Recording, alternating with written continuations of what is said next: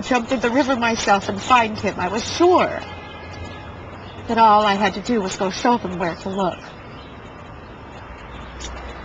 But that was just a dream. I was in such a state of shock that I couldn't really make up my mind about like how I felt, like if he was dead or if he had maybe washed ashore, like down the river. But then later that night, I was like lying in his front yard or on the stones there, like in the driveway, and I like looked. I don't know. I was feeling the heaviness in the air and watching the clouds move, and the way it was just, everything was so thick, and the way like my heart felt, like I kind of sensed that he was dead. Yeah. They were more ready to accept the facts than I clung to denial for another 24 hours. And then Mary Grace took me aside and said, it's not a rescue anymore.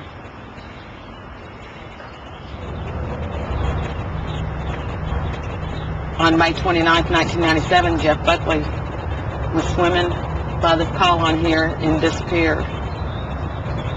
Him and a friend of his were down here waiting on his road manager, Gene Bowen, and the guys in the band to arrive from the airport.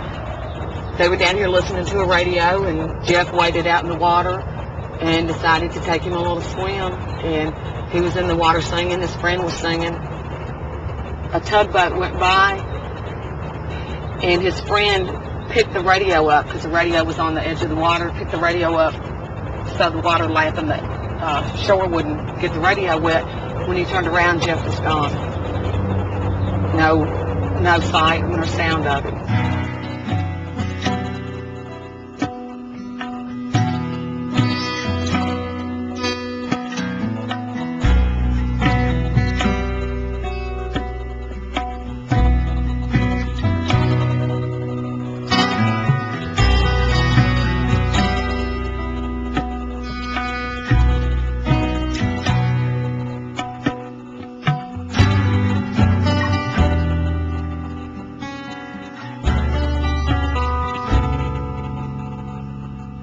Once in a while, a man comes along. Even his failures were favorite songs. Oh, to have made something so unsurpassed, certain things fall away. Certain things last.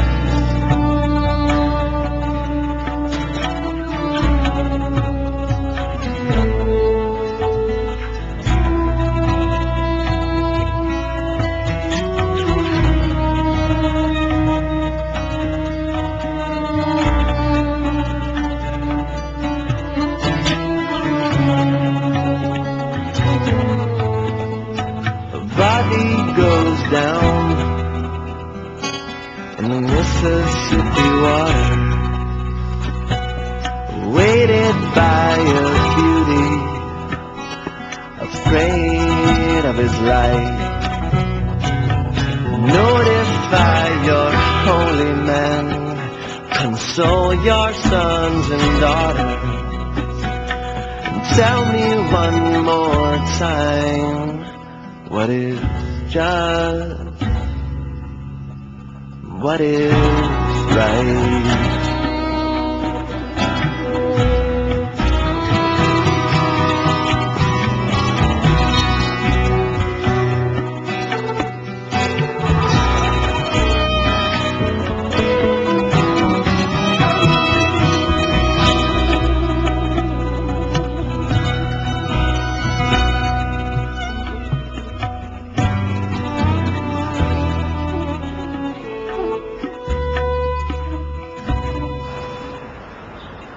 It's very rare that you meet someone who is so ready to be so honest, so unpretentious, so unwilling to lie about anything, even if it protects them? That you knew that when Jeff was with you and looking in your eyes that there was no one more important to him than you at that moment? And that when he said he loved you, that was the strongest and truest love that could be loved. And that doesn't happen in this world, you know? That doesn't happen. He wanted to be so there, so on, so giving, 24 hours a day. He really lived at a very intense pitch. I think that's why no one was surprised when they heard, not so much that he died, but the way that he died. He was on a very specific path, just going one way.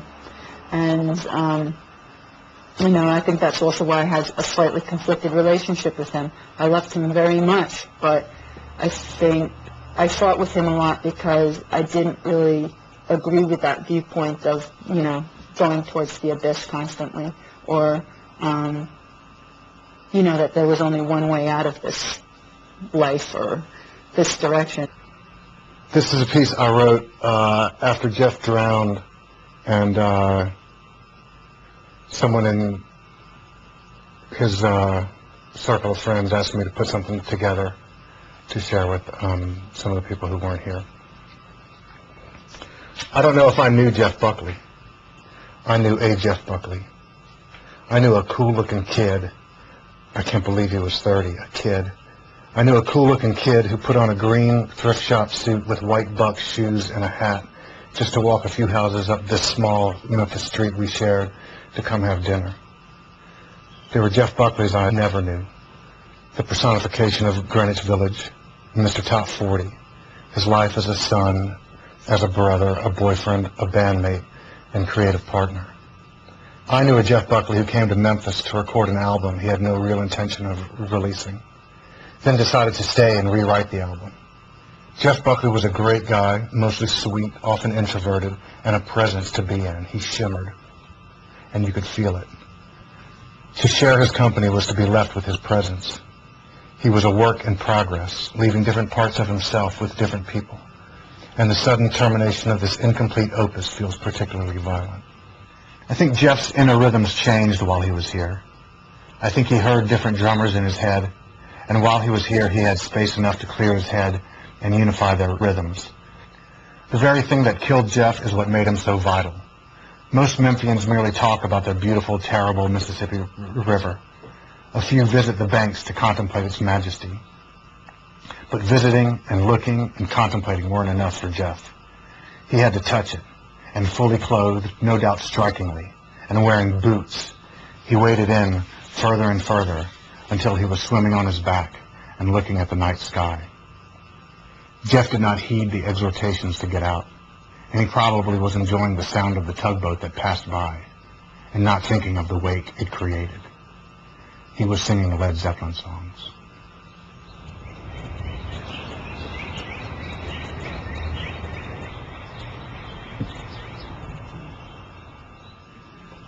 I'm dialing the number of Mr. Jeff Buckley.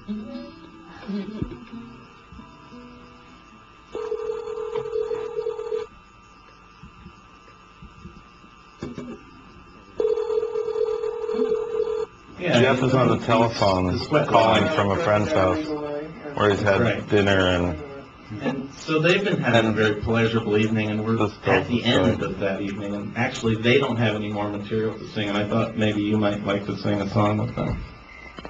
Oh, I don't know. How about I Shall Be Released? You guys know that one? What key? A?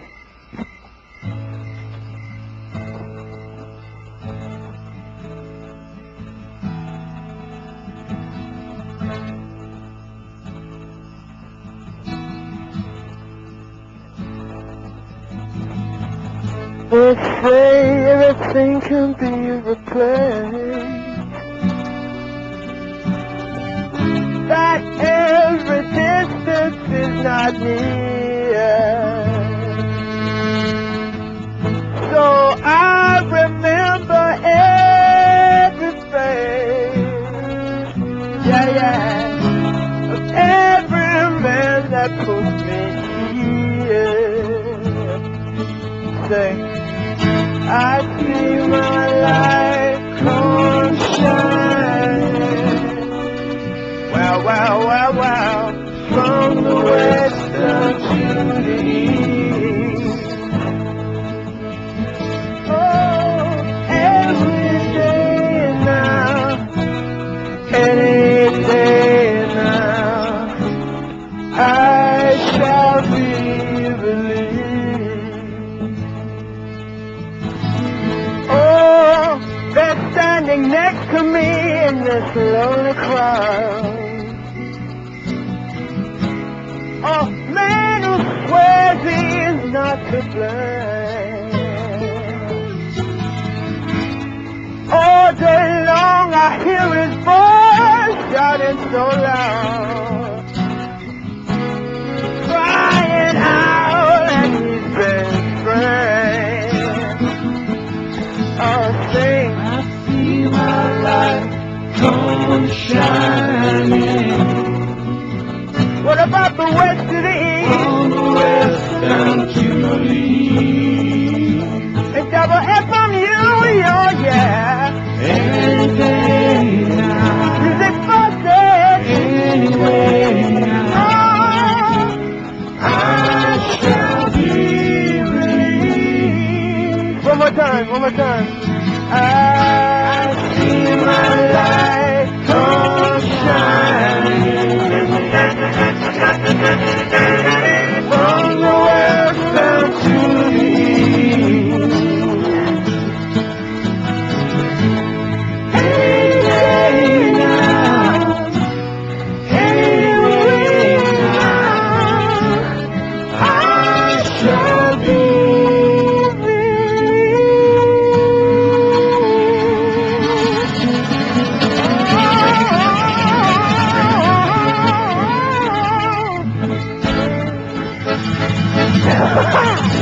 All right, y'all. Thank you. Yes, lovely, Jeff. That's cool, man.